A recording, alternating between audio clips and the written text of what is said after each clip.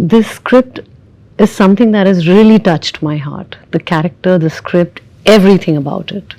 And I have to say it's by far, for me as an actor, the most challenging, the most heart-touching film I've done in my entire career.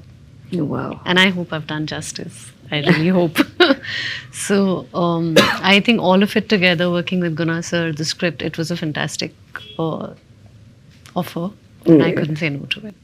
Wonderful. And మీరే స్వయంగా చెప్పడం మా అందరికి ఇంకా భరోసా ఇస్తుంది, అంటే Feb 6th వెళ్ళి చూడాలి అని చెప్పి. ఎందుకంటే మీ కెరియర్లోనే ఇది బెస్ట్ రోల్ అని ఇప్పుడే కాదు, మీరు ట్రైలర్ రిలీజ్ అప్పుడు కూడా చెప్పారు.